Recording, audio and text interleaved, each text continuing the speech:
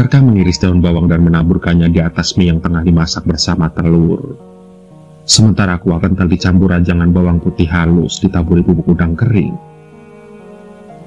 Ditambah potongan tipis tomat segar, cabai rawit, selada, dan semangkuk mie tek-tek pun siap disajikan.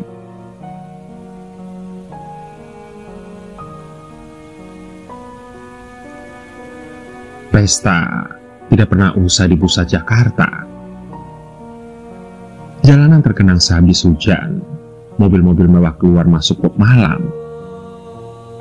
Dua anggota ormas baru keluar dari panti pijat, sementara bunyi sirine terdengar sayup-sayup.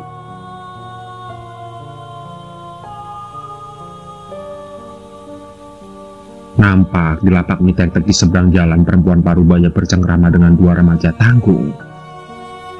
Mereka menyalakan rokok dan menyeruput teh hangat setelah meletakkan mangkuk kosong ke dalam ember.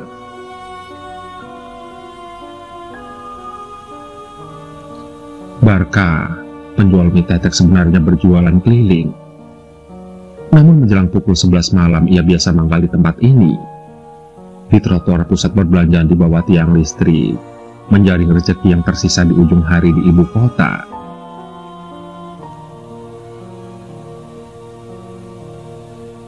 Mie kuah porsi babon dong, pedas. Terdengar Kevin berteriak-teriak memesan semangkuk mie. Pemabuk itu sempoyongan saat hendak mengambil bangku, namun pembeli lain sudah tidak kaget dengan kehadirannya. Kevin memang terbiasa muncul menjelang pukul 3 pagi di saat pub sudah hampir tutup. Saat musik telah berhenti berganti cekikikan rombongan perempuan malam yang keluar terhuyung-huyung. Namun siapa sangka, pemabuk itu ternyata orang yang sangat sukses. Kevin pemilik usaha pertambangan. Di siang hari ia berkutat pada kalkulus, desain dan rencana observasi mineral, dan malam hari ia berkutat pada entertain, negosiasi dan melobi pejabat-pejabat pemerintahan. Dan bila keluar dari pub, ia tidak pernah absen nongkrong di tempat Barka. Menikmati semangkuk mie tek-tek menjadi semacam ritual untuknya. Ia pun percaya setelah makan mie pedas mabuk akan berkurang dan badan kembali bugar. Kevin makan begitu lahap, mukanya terlihat merah dan berkeringat. Dan di sela-sela suapan ia berkata,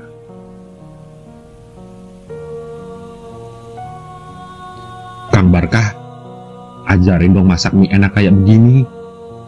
Kalau akang libur jualan, saya bingung makan mie di mana," ucap Kevin.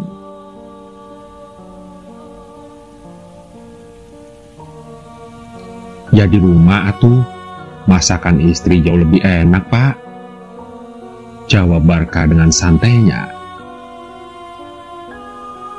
Kevin tidak menjawab. Ia tidak mau curhat di tepi jalan. Menikah baginya cuma hal yang merepotkan. Toh ia bisa memuaskan hasrat pada perempuan manapun yang ia pilih. Harta, tahta, dan koneksi mentereng ia punya. Bahkan hampir tiap malam ia membakar uang di pub malam.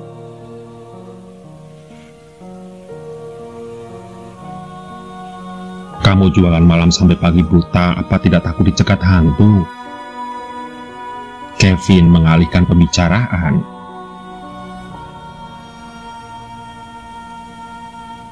"Orang hidup yang bahaya mah, bisa malak, bisa mukul, bisa gigit, terus bisa selingkuh lagi.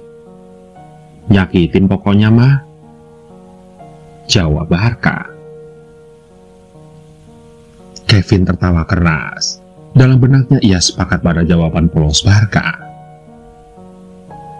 Ketakutan orang-orang lebih condong pada sesuatu yang abstrak, padahal banyak hal-hal konkret yang mesti diwaspadai.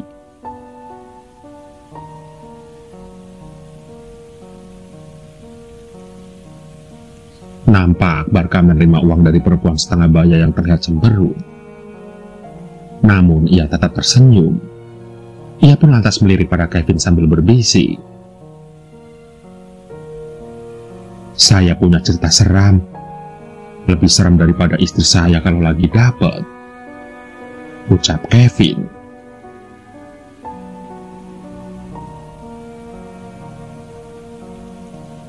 Dulu sebelum saya jualan di sini ada tukang bakso yang mangkal di tempat ini. Baksonya enak, orang-orang ramai yang beli. Dia jualan sore dan pulang malam.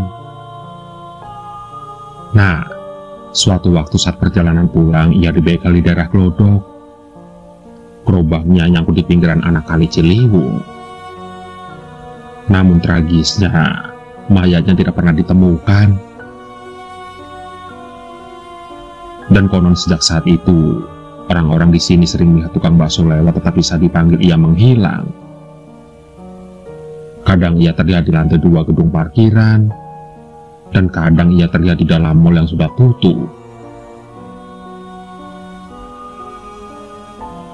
Pernah juga suatu malam saya mendengar bunyi tok tok tok dan mencium aroma daun seledri menyengat. Tepat di sini, di tempat duduk kamu. Namun saat melihat kiri kanan tidak ada orang. Karena penasaran, saya berjalan ke depan Harmoni tetapi tidak ada tukang bakso yang lewat. Dan tahu nggak, saat saya hendak pikul gerobak, tiba-tiba kepala saya kecipratan air. Saya kira hujan, tapi saat dicium, baunya kuah bakso. Dan begitu saya mendongak, benar saja ada gerobak bakso melayang-layang di atas tiang listrik ini. Dan tanpa pikir panjang, saya pun lari sekencang-kencangnya. Cerita Barca panjang lebar. Sontak, Kevin dibuat merinding mendengar cerita Barca, terlebih malam ini adalah malam Jumat. Mabuk benar-benar hilang. Semangkuk mie kuah pedas, teh hangat dan cerita seram adalah paket lengkap penawar mabuk dan kesepian.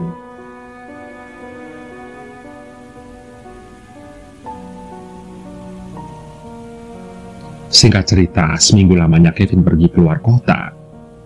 Ia mengurus bisnis tambang di wilayah timur yang menjanjikan. Ia memilih mengejar cuan ketimbang menjenguk bapaknya yang sakit keras. Walaupun sanak saudaranya sudah berkali-kali memintanya untuk pulang.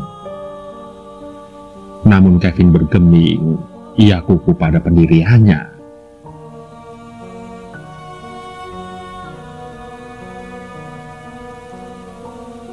Bergelas-gelas whisky ditenggak untuk menenangkan pikiran.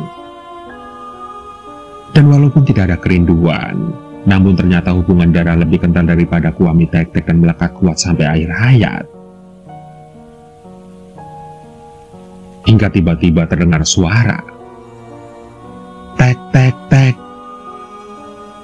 Tercium aroma daun bawang yang ditabur di atas kuah mie mengalihkan lamunan. Dan dalam mabuknya ia melihat Barca memikul gerobak berjalan pelan di bawah temaram lampu jalanan. Kevin yang mabuk berat tidak sanggup lagi berteriak. Ia hanya melambaikan tangan untuk memanggil Barca. Kevin hanya dapat mengacungkan satu jari. Namun Barca terdiam. Ia mematung dengan wajah pucat di depan gerobak pikul yang tampak berantakan. Dia membiarkan Kevin tertidur lemas dalam mabuknya.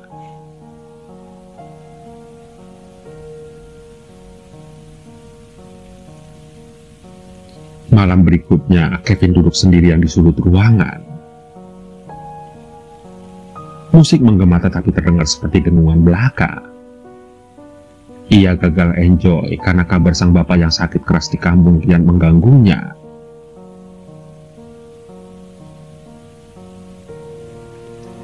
Bapak yang tega menelantarkan, membiarkannya menderita dalam asuhan orang lain.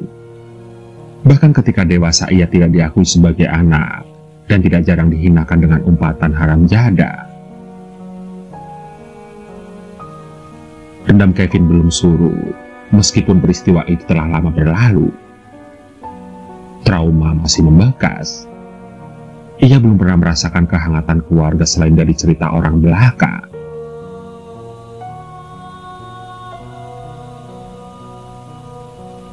Hingga Hingga suatu waktu pada pukul 1 dini hari ia pun memutuskan keluar pub, menghirup udara malam, dan dia ingin menikmati semangkuk mie, namun ia tidak melihat Barkha di seberang jalan. Kevin menyesal kemarin malam ia mabuk berat sampai terkapar. Ia tidak sempat menikmati mie tek-tek seperti biasa. Maka malam ini ia pun memutuskan untuk menunggu lebih awal.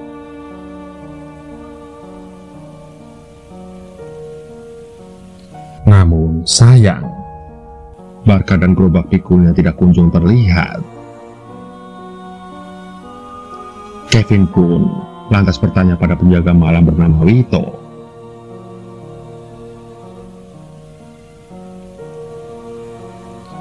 "Bang, Kang Barkha belum datang?" tanya Kevin. "Gak tahu," jawab Vito sembari menggeleng. Ia mengira Kevin tengah mabuk dan sembarangan berbicara. Kevin kemudian merogoh kantong dan mengambil sebatang rokok. Namun belum sempat ia menyalakannya, Bella, terapis di panti pijat sebelah pub, tiba-tiba melintas. Ia pun melirik ke arah Kevin dan lantas bertanya,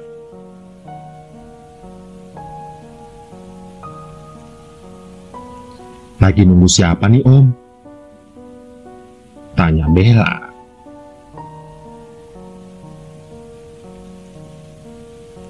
"Kang Barkha," jawab Kevin ketus.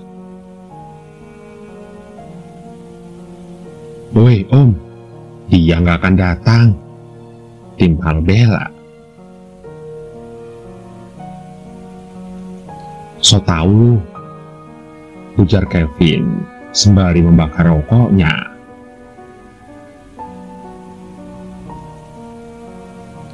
"Loh, memangnya Om belum tahu?"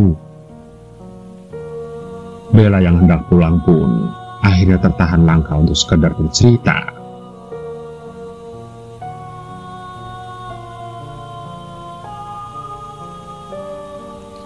"Minggu lalu Kang Barkha tewas ditabrak sedan yang baru keluar parkiran. Kok David temen Om tuh sudah tahu mabuk tapi masih maksa nyetir," cerita Bella. "Kamu bercanda? Kemarin malam Kang Barkha masih jualan di situ," ujar Kevin sembari menunjuk ke seberang jalan.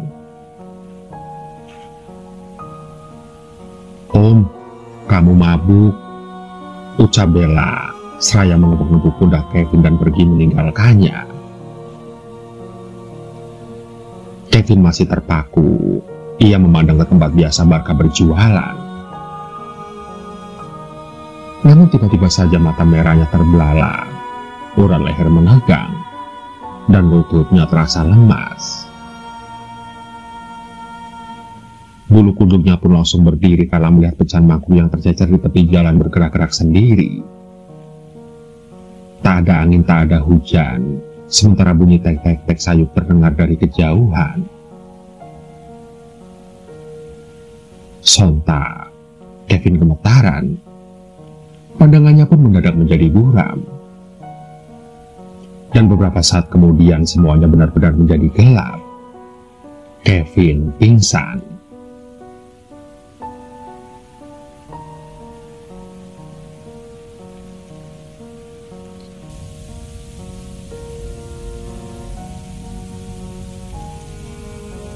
Setiap malam aku selalu melihatnya berdiri di depan pintu kamarku. Terlihat bayangannya dari celah bawah pintu. Hanya diam, dia tidak melakukan apapun. Kurasa dia sedang memperhatikanku dari lubang kunci. Melihat sampai aku lengah dan ia akan menyerangku sama dengan apa yang ia lakukan pada kedua orang tuaku. Aku hanya bisa meringkuk di atas kasur dan menarik selimut sampai menutup kepala. Aku terjaga hingga pagi.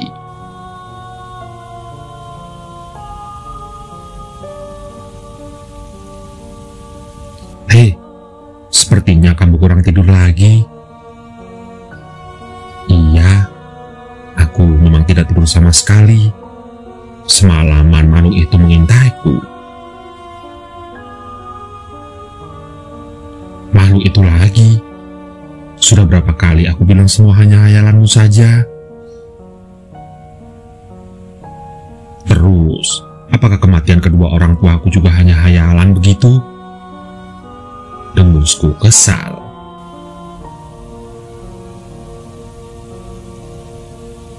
Bukan begitu maksudku, tapi... Hei, kamu mau kemana? Aku langsung meninggalkan Karin berjalan menuju kantin. Memang, setiap kali aku membicarakan tentang makhluk itu, Karin tidak pernah mempercayainya. Lantas pada siapa aku akan bercerita? Pada Rama? Ah, tentu saja tidak. Padahal hanya dialah satu-satunya orang yang dekat denganku. Malam ini aku masuk ke kamar tepat jam 9 malam. Aku begitu lelah. Bagaimana tidak?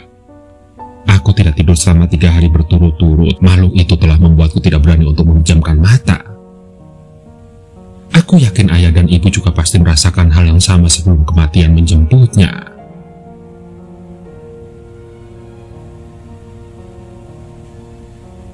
Aku rebahkan tubuhku dan hendak memejamkan mata. Namun sekilas aku melihat bayangan di bawah pintu. Benar, makhluk itu datang lagi. Desahan nafasnya yang berat juga geramannya terdengar jelas dari balik pintu.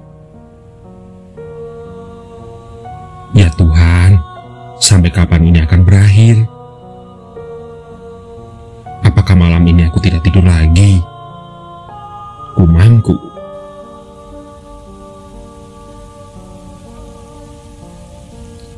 Aku tidak berani untuk keluar kamar, bahkan sekedar menelpon seseorang untuk meminta bantuan pun aku tidak bisa. Aku takut ia tahu dan marah lalu menyerangku.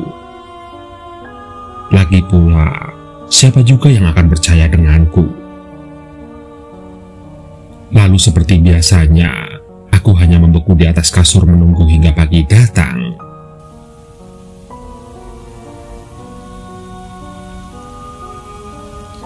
Empat hari sudah aku tidak tidur. Kepalaku terasa sangat pusing. Dan aku memutuskan untuk tidak ke kampus dulu hari ini.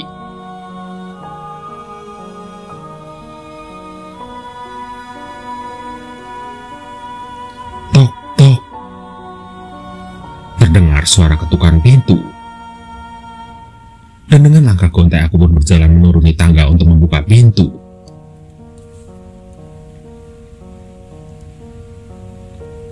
Rene, kamu kenapa? Kamu terlihat kacau sekali. Rama langsung memelukku erat. Karin bilang kamu sudah tidak tidur beberapa hari ini ya? Ada apa sayang? Ucap Rama sambil melepaskan pelukannya lalu menatapku dengan khawatir. Rama adalah pacarku. Kita sudah menjalani hubungan selama sebulan, tapi sebenarnya aku tidak memiliki perasaan apapun padanya. Aku hanya menganggapnya sebagai kakak.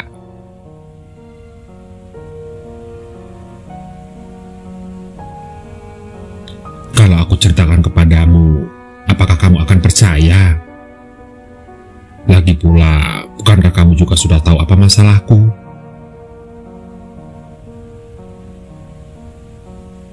Kamu tidak tidur karena kamu merasa ada sesuatu yang mengintaimu?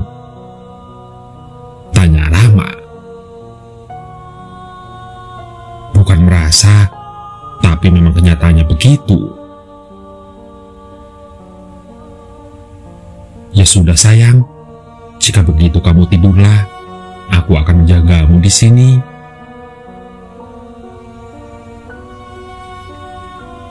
Kamu janji? Tanyaku memastikan.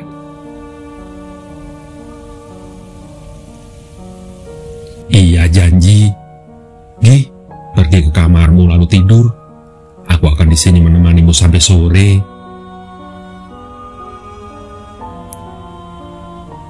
Aku merasa saja bagiku untuk beristirahat. Lagi pula ada Rama yang menemaniku di sini.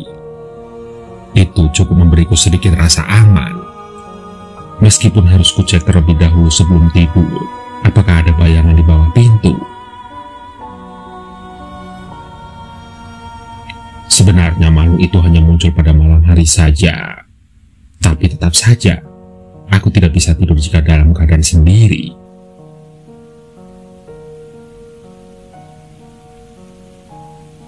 Jam menunjukkan pukul 4:30 sore saat aku bangun. Aku lantas segera turun ke bawah dan melihat Rama sedang menonton TV. "Kamu sudah bangun, sayang? Bagaimana keadaanmu sekarang?" "Lebih baik," jawabku singkat lalu duduk di sebelahnya. "Kenapa kamu tidak keluar dari rumah ini saja? Kamu kan bisa ngekos," tanya Rama. "Enggak, Ram. Aku sayang sama rumah ini. Begitu banyak kenangan yang terjadi di sini bersama ayah dan ibuku." "Lantas, bagaimana dengan makhluk yang sering mengganggumu itu?" tanya Rama lagi. "Entahlah, Ram. Yang pasti aku akan berusaha untuk bertahan di sini." "Ya sudah kalau begitu."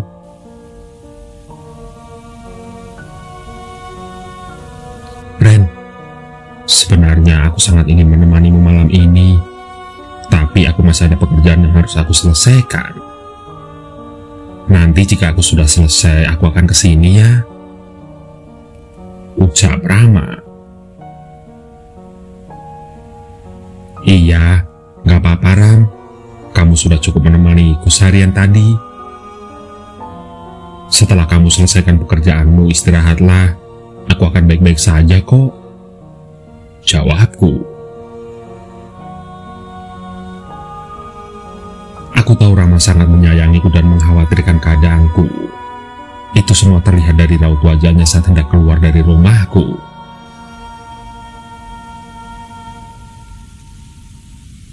Sebentar lagi malam, waktu yang mendebarkan akan segera tiba.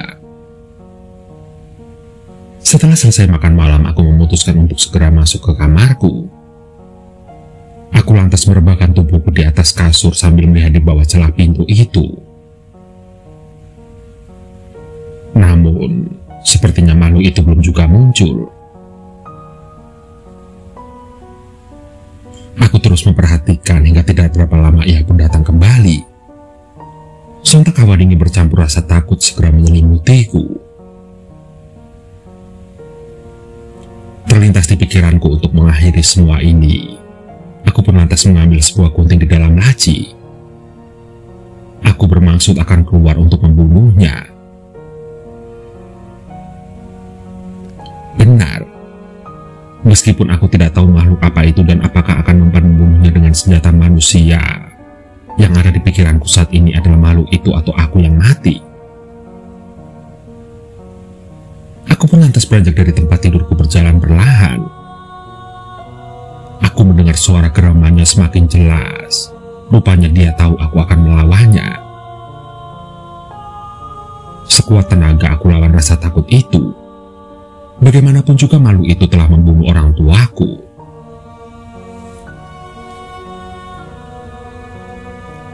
Ku genggam-genggam pintu, dan dengan cepat ku buka pintu kamarku dan ku serang bertubi-tubi dengan gunting yang kupegang. Terlihat darahnya membasahi kedua tanganku, dan aku pun tersenyum puas. Namun anehnya pagi ini para petugas berseragam mendatangi rumahku. Mereka memborgol kedua tanganku dan membawaku ke dalam mobil. Lalu, mereka memasukkanku ke dalam sel tahanan.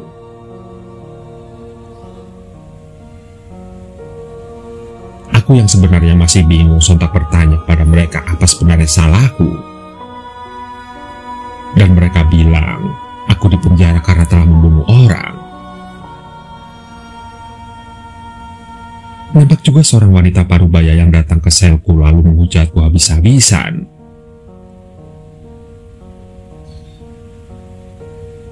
Dasar pembunuh, mengapa kamu tega membunuh putraku? Sudah dari awal aku melarang putraku berhubungan denganmu, dan juga untuk bertemu padamu malam itu. Begitu ucapnya. Namun aku tidak peduli.